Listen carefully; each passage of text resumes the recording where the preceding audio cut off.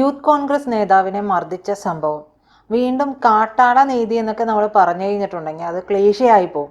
എന്ത് തോന്നിയവാസവും കാണിക്കാം എന്നുള്ള പോലീസിന്റെ ഒരു അഹങ്കാരം. അപ്പോൾ പോലീസിനെ പറയുമ്പോൾ എല്ലാവരും ചോദിക്കും, ഭരിക്കുന്നയാൾക്ക് അഹങ്കാരമുണ്ട്, അപ്പോൾ പിന്നെ പോലീസിനായിക്കൂടെ എന്ന് ചോദിക്കുന്ന ഒരു സ്ഥിതിവിശേഷം. വകുപ്പ് മന്ത്രിയും കൂടെയാണല്ലോ. അതെ, ആഭ്യന്തരം കൈയാളുന്നത് പിണറായിയാണ്. അപ്പോൾ സ്വാഭാവികമായും പൊതുജനം ചോദിക്കുന്നത് തെറ്റാണ് എന്ന് പറയാൻ പറ്റില്ല. കാരണം നമ്മുടെ തലപ്പത്തിരിക്കുന്നയാൾക്ക് നമ്മളെ തിരുത്താനുള്ള ഒരു ആർജവം ഉണ്ടാകണം. തിരുത്താൻ ആർജവം ഉണ്ടാകണമെങ്കിൽ ആ തലപ്പത്തിരിക്കുന്ന ആള് ക്ലിയർ ആയിരിക്കണം. ഡിവൈഎഫ്ഐക്കാർ നടത്തിയ ജീവൻ രക്ഷാപ്രവർത്തനത്തിനെ കുറിച്ചൊക്കെ ഓർമ്മയില്ലേ? മറന്നുപോയോ?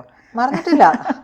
അപ്പോൾ അത്തരത്തിലുള്ള കാര്യങ്ങൾ ഇപ്പോൾ ആ ഒരു യുവാവ് യൂത്ത് കോൺഗ്രസ് മണ്ഡലം പ്രസിഡന്റായിരുന്ന സുജിത്ത് ചെയ്തത് എന്താണ്? അവിടെ പൂരാഘോഷം വീഡിയോ പകർത്തിക്കൊണ്ടിരുന്ന യുവാക്കൾ തെറ്റൊന്നും ചെയ്തിട്ടില്ല എന്ന് പറഞ്ഞു.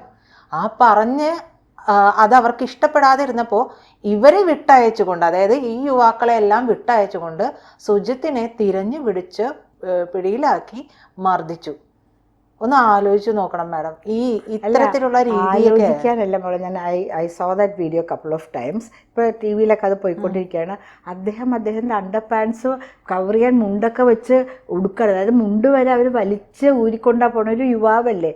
ഒന്നുമില്ലെങ്കിൽ ഒരു നാഷണൽ പാർട്ടിയുടെ യൂത്ത് നേതാവാണ്. എന്ത് തെറ്റ് ചെയ്തിട്ടുണ്ടെങ്കിലും ആരെയും, ഇവനൊരു കള്ളനോ കൊലപാതകമോ ആണെങ്കിൽ പോലും പോലീസുകാർക്ക് അന്യായമായിട്ട് മർദ്ദിക്കുവാനുള്ള ലൈസൻസ് ഇല്ല.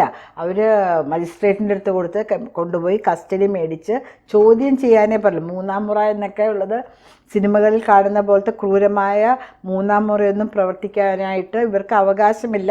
നിയമം അവർക്ക് അതിനുള്ള അനുവാദം കൊടുക്കുന്നുമില്ല. നമ്മൾ കൃത്യമായി കാണുന്നുണ്ട്, മുട്ടുകൊണ്ട് ഒരാൾ ഇടിക്കുന്നത് കാണുന്നുണ്ട് അല്ലേ. ഇങ്ങനെ ആ മനുഷ്യനെ, ആ പയ്യനെ ശരിക്കും മൃതപ്രായനാക്കിയെന്ന് പറയാം. വലിച്ചഴച്ച് മൂന്നാമത്തെ നിലയിൽ കൊണ്ടുപോയിട്ട് വീഡിയോ, അവരുടെ തന്നെ ക്ലോസ് സർക്യൂട്ട് TV ക്യാമറ ഉണ്ടല്ലോ, അതിൽ നിന്ന് മാറ്റി നിർത്തിയിട്ടൊക്കെയാണ് ഇടിച്ചിരിക്കുന്നത്. അപ്പോൾ ആദ്യം അവർക്ക് അതിൻ്റെ വിഷ്വൽസ് കിട്ടിയില്ല. ഇദ്ദേഹം കംപ്ലൈൻറ്റ് ചെയ്തപ്പോൾ പിന്നെ എങ്ങനെയോ ആ വിഷ്വൽസ് കിട്ടിയിട്ട് വന്നിട്ടുണ്ട്.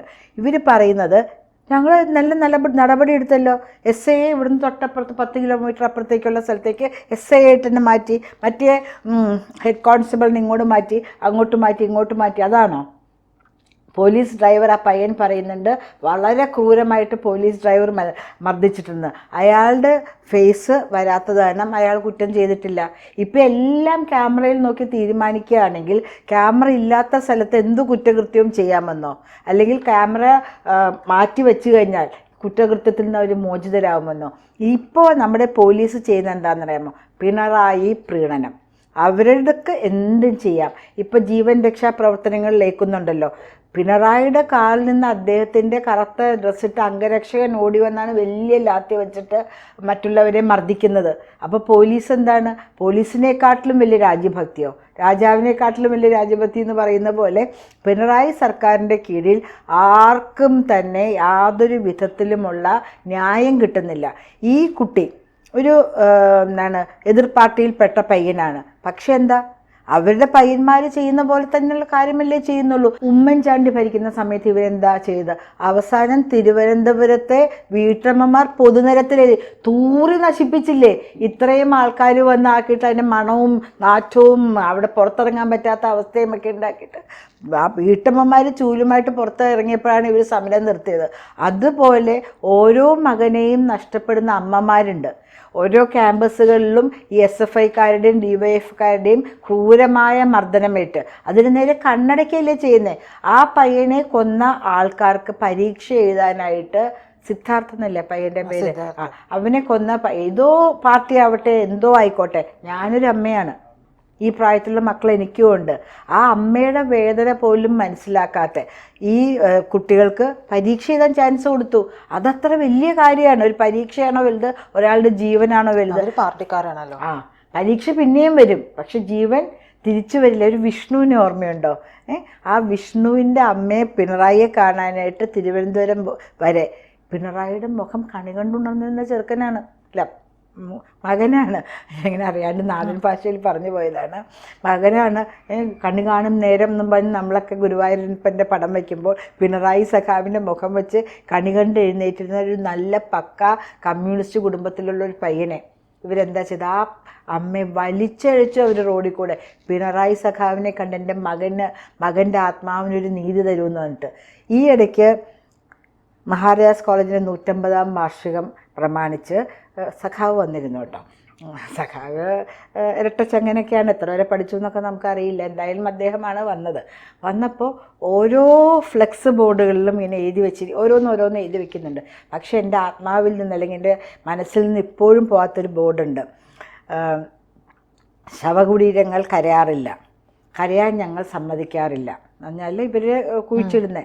അഭിമന്യു കരയുന്നുണ്ടോ ഇല്ലയോ നമുക്ക് ആർക്കും അറിയില്ല. മരിച്ച ആൾക്കാർ എന്ത് ചെയ്യുന്നു നമുക്ക് ആർക്കും അറിയില്ല. ആ സമയത്തെ വേദനയിൽ കരയുന്നു, പിന്നെ മരിച്ചും പോകുന്നു. പക്ഷെ അവൻ്റെ അച്ഛനും അമ്മയും കരയുന്നുണ്ട്. ഇവനെ വെച്ച് പണമാക്കി കലൂര്, നിങ്ങളുടെ സ്റ്റുഡിയോൻ്റെ തൊട്ടപ്പുറത്തുള്ള കലൂര് സെൻറ്റ് കണക്കിന്, എന്ത് കണ്ണായ സ്ഥലമാണെന്നറിയാമോ, ഈ പൈസയൊക്കെ അവിടെ നിന്ന് ഉണ്ടാക്കി. അവിടെ അഭിമന്യുവിൻ്റെ ഒരു മോഡേൺ ആർട്ട് ചിത്രമുണ്ട്. അത് വെച്ചിട്ട് വലിയ മാളിക ഉണ്ടാക്കി അതൊക്കെ വാടകയ്ക്ക് കൊടുത്തിരിക്കുക. ഒരു ദിവസം ഞാൻ കുറച്ച് വ്യതിചലിക്കുന്നുണ്ട്, എന്നാലും ഞാൻ പറയുകയാണ് ഇവർ ചെയ്യുന്ന തോന്നിയവാസങ്ങളെക്കുറിച്ച്. എന്താണ്, പനമ്പള്ളി നഗറിൽ 2 പയ്യന്മാർ നടന്ന് ഓരോ ഷോപ്പുകളുടെ മുമ്പിൽ നിൽക്കുകയാണ്. ആൾക്കാർ ഇറങ്ങി വരുമ്പോൾ ആ കൂപ്പൺ കൊടുക്കും. അപ്പോൾ എന്താ കാര്യം ചോദിച്ചപ്പോൾ ഒരു അമ്മയും മകൻ നിൽക്കുന്നവരെ trying to sell that coupon. So ask them എന്താ കാര്യം. അപ്പോൾ ആദിവാസി കുട്ടികളെ പഠിപ്പിക്കാൻ വേണ്ടിയിട്ട്. അത് നിങ്ങളെ ആര് ചുമതല ഏൽപ്പിച്ചു? ഗവൺമെൻറ്റിൻ്റെ തന്നെ കോടിക്കണക്കിന് രൂപ ആദിവാസി ക്ഷേമ വകുപ്പ് തന്നെയുണ്ട്. കേളു മന്ത്രി അതിൻ്റെ ചാർജായിട്ട് ഇരിക്കുന്നുണ്ട്. പിന്നെ ഇവരെന്തിനാണ് ആദിവാസികളെ പഠിപ്പിക്കാനായിട്ട് SFI സഖാക്കന്മാർ മഹാരാജാസ് കോളേജിൽ നിന്ന് ഇറങ്ങുന്നത്? അപ്പോൾ എന്തെങ്കിലും റെസീറ്റ് ഉണ്ട് മാഡം ഞങ്ങളെടുത്ത്, അതിന് ആര് കണക്ക് വയ്ക്കുന്നു? മഹാരാജാസിലെ പ്രിൻസിപ്പളിനോട് പറഞ്ഞപ്പോൾ അവർ പറഞ്ഞത് ഞങ്ങളിത് സമ്മതിക്കുന്നില്ല, പ്രോത്സാഹിപ്പിക്കുന്നില്ല. ഇതുവരെ അവർ അഭിമന്യുവിനെ വിറ്റിരുന്നേ. 2 പെൺകുട്ടികൾ ഒരു ദിവസം കല്യാൺ സിൽക്കിൻ്റെ മുമ്പിൽ നിന്ന് അഭിമന്യു ചേട്ടൻ്റെ കെയർ ഓഫിൽ ഞങ്ങൾ പഠിപ്പിക്കുന്നുണ്ട് കുട്ടികളെ. ആരാ അഭിമന്യു? അത് ഞങ്ങളുടെ കോളേജിൽ പഠിച്ചിരുന്നൊരു ചേട്ടനാണ്. അഭിമന്യു ചേട്ടൻ എന്ത് പറ്റി? അഭിമന്യു ചേട്ടനെ കൊന്നു. കൊന്ന ആൾക്കാരെ പിടിച്ചോ? നമ്മൾ മോളെ നിങ്ങളെ ഇങ്ങോട്ടേക്ക് പഠിപ്പിക്കാൻ അയക്കുന്നത്. അഭിമന്യു ചേട്ടൻ അങ്ങ് സ്വർഗത്തിലെത്തി. അദ്ദേഹത്തിനെ കൊന്നവരാരാണെന്ന് അറിയാഞ്ഞിട്ടല്ല, പക്ഷെ അഭിമന്യു ചേട്ടൻ വിശ്വസിച്ചിരുന്ന പാർട്ടിയുടെ തലപ്പത്തിരിക്കുന്നവർക്ക് അവരെ കൊണ്ട് ഇപ്പോൾ ആവശ്യമുണ്ട്. അതുകൊണ്ട് അവരെ പിടിപ്പിച്ചില്ല. മോള് വീട്ടിൽ പോയിരുന്ന് പഠിക്കൂ, മോളും വീട്ടിൽ പോകൂ. അതിനാണ് കാശ് ചിലവാക്കി അച്ഛനും അമ്മയും ഇങ്ങോട്ടേക്ക് അയച്ചിരിക്കുന്നത്. അഭിമന്യു ചേട്ടൻ അവിടെ എത്തി. മോൾക്ക് പഠിക്കാൻ പൈസയുടെ ആവശ്യമുണ്ടോ? ഇല്ല, ഞങ്ങളുടെ അടുത്ത് ഇങ്ങനെ പറഞ്ഞു. എന്നാൽ നിങ്ങൾ പോയിട്ട് നിങ്ങൾക്ക് പൈസ വേണമെങ്കിൽ അത് പറഞ്ഞാൽ മതി. അഭിമന്യു ചേട്ടനെ വിറ്റിട്ടോ. ഞാൻ എത്ര കോടി രൂപ ഉണ്ടാക്കുകയും ബക്കറ്റ് പിരിവും അതും ഇതൊക്കെ വെച്ച് വെറും 35 ലക്ഷം രൂപയ്ക്കല്ലേ അഭിമന്യു ചേട്ടൻ ഒരു വീട് വെച്ച് കൊടുത്ത്. ഇപ്പം അഭിമന്യു ചേട്ടൻ്റെ പേരിൽ ലക്ഷക്കണക്കിന് വാടക കിട്ടുന്ന കണ്ണായ സ്ഥലം കലൂരുണ്ട്. അതിലെ വാടക മതിയല്ലോ കുട്ടികളെയൊക്കെ പഠിപ്പിക്കാൻ. അപ്പോൾ ഈ പെൺകുട്ടികളെ അടക്കം ഇവർ SFIക്കാർ തുറന്നു വിടുകയാണ്. ഇവരെ പറയുന്നതനുസരിച്ചില്ല എങ്കിൽ എന്തൊക്കെ മസ്തിഷ്ക പ്രക്ഷാളനമാണ് നടത്തിവിടുന്നതെന്ന് നമുക്കറിയില്ല. അപ്പം അതുപോലെ ഇവരാരും ചോദ്യം ചെയ്യാൻ പാടില്ല.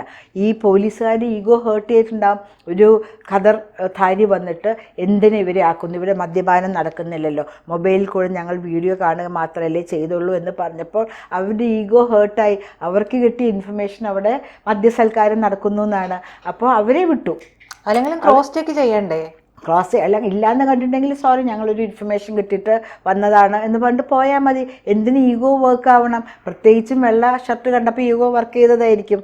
അപ്പം ഞാൻ വിശ്വസിക്കുന്ന പാർട്ടിയുടെ ആൾക്കാരില്ല, പക്ഷേ എല്ലാവർക്കും തുല്യനീതി ആ ഭരിക്കുന്ന സർക്കാർ ഉറപ്പാക്കേണ്ടതുണ്ട്. എൻ്റെ മകൻ്റെ പ്രായമുള്ളൊരു പയ്യനെതിരെ നടക്കുന്ന ഒരു അതിക്രമം എന്നുള്ള നിലയ്ക്കാണ് ഞാൻ ശക്തമായി പ്രതികരിക്കുന്നത്. പാർട്ടി നോക്കിയിട്ടൊന്നുമല്ല. പക്ഷേ ആ കുട്ടിയുടെ ആ വീഡിയോ കണ്ടാൽ സഹിക്കൂല, ഒരു പെറ്റ വയറും സഹിക്കൂല.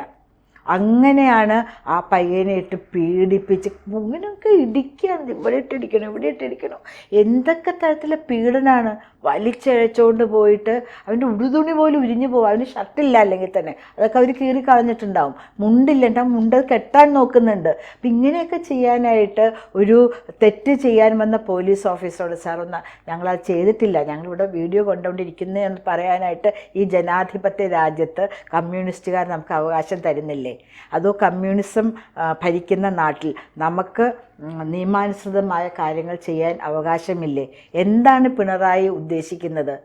പിണറായിയുടെ പോലീസിനെ ലാത്തിയും കൊടുത്ത് വിട്ടിരിക്കുകയാണ്. പിണറായിയുടെ കൂടെ എത്ര കാറാ പോണേന്നറിയോ? എത്ര കാറാണ് പോണത്. കമ്മ്യൂണിസ്റ്റ് മുഖ്യമന്ത്രിയാണ് എടുത്ത് പറയണത്. അത് കമ്മ്യൂണിസ്റ്റുകാർ തെരഞ്ഞെടുത്തൊരു മുഖ്യമന്ത്രി ആര് കൊല്ലാൻ നോക്കും? ഒരു കറുത്ത കൂടി കാണിച്ചവനെ ജീവൻ രക്ഷാപ്രവർത്തനമുള്ള നടത്തുന്ന പയ്യന്മാരുള്ള സ്ഥലത്ത് ആരാക്കും? എന്തിനാണ് നാട്ടുകാരുടെ പൈസ ഇതുപോലെ ചെലവാക്കുന്നത്? ഇരട്ടച്ചങ്കിൻ്റെ ഉള്ളിൽ ഊരിപ്പിടിച്ച വാളുകൾക്കുള്ളിൽ കൂടെ ധീരം നടന്നു പോയ സഖാവിനെ ഈ പ്രായത്തിൽ ആരെന്ത് ചെയ്യാനാ അല്ലേ? അപ്പം ഇത്രയൊക്കെ കാറ് വേണ്ടോ? ആ കാറിന് ചിലവാക്കുന്ന പൈസ ഒരു കുടുംബത്തിനൊരു മാസം കൊടുക്കൂ. ഒരു കാറ്, എനിക്ക് ഇത്രയും കാറ് വേണ്ട, ഈ കാറ് നമുക്ക് വേണ്ടാന്ന് വെച്ചിട്ട് അതിൽ നിന്ന് കിട്ടുന്ന ഇൻകം ഒരു കുടുംബത്തിനോട് എത്ര പേരാണ് പാവങ്ങൾ, എത്ര പാവപ്പെട്ടവരാണ് ഇവിടെ ഉള്ളത്. അതൊന്നും പിണറായി കാണുന്നില്ലേ? പിണറായിക്ക് ആൾക്കാരെ ക്രൂരമായി തല്ലിച്ച ഒരു സാഡിസിൽ പണ്ട് ഹിറ്റ്ലറൊക്കെ ഇങ്ങനെ ആൾക്കാരെയൊക്കെ കണ്ണു തുറന്നെടുക്കുമായിരുന്നു. ആൾക്കാർ ഇങ്ങനെ പെടഞ്ഞു വീഴുമ്പോൾ കാണുന്നത് അതൊരു വലിയൊരു ഉന്മാദമായിരുന്നു. ഗ്യാസ് ചേമ്പറിലിട്ട് വായുവിന് വേണ്ടി ശ്വാസം മുട്ടി പടയുമ്പോൾ അത് കണ്ട് ആസ്വദിക്കുക, ഫോട്ടോ എടുത്ത് കണ്ട് ആസ്വദിക്കുക അദ്ദേഹത്തിൻ്റെ ഒരു വലിയ ഇതായിരുന്നു. തൂക്കിക്കൊല്ലുമ്പോൾ പെടയില്ലേ നമ്മളിങ്ങനെ തൂക്കുമ്പോൾ, അതൊക്കെ കണ്ട് ആസ്വദിക്കുക അദ്ദേഹത്തിന് ഇതായിരുന്നു എന്നൊക്കെ പറയും. അതുപോലെ ഈ വീഡിയോകളൊക്കെ കാണുമ്പോൾ ഒരു പയ്യൻ കിടന്ന് സ്വന്തം വേദന കൊണ്ട് പൊളയുമ്പോൾ ചിലപ്പോൾ ഇദ്ദേഹത്തിന് അതിൽ നിന്നൊരു ആത്മസുഖം കിട്ടുന്നുണ്ടാവുമായിരിക്കും എന്ന് എനിക്കിതിനെക്കുറിച്ച് പറയാനുള്ളൂ. Pinarayi, be careful. ജനങ്ങളുടെ ക്ഷമയ്ക്കൊരു അതിരുണ്ട്. അത് ഒരു ലിമിറ്റ് കഴിഞ്ഞാൽ ശക്തമായ പ്രതികരണം എല്ലാ അമ്മമാരിൽ നിന്നും ഉണ്ടാകും. കുട്ടികളെ ഇവിടെ വിട്ട് കളയോ? ഒരു പെറ്റ വയറിൻ്റെ നോവ് അദ്ദേഹത്തിന് അറിയില്ലല്ലോ, അദ്ദേഹം പ്രസവിച്ചിട്ടില്ലല്ലോ. അമ്മമാർ ശക്തമായി പ്രതികരിക്കും. ഞങ്ങളുടെ കുഞ്ഞുങ്ങൾ ആരോ പെറ്റ മകനാവട്ടെ, മകനാണ്. കൂടുതൽ വാർത്തകളും വിശേഷങ്ങളും നിങ്ങളിലേക്ക് എത്താൻ ABC മലയാളം സബ്സ്ക്രൈബ് ചെയ്യുക, ബെൽ ബട്ടണും അമർത്തുക.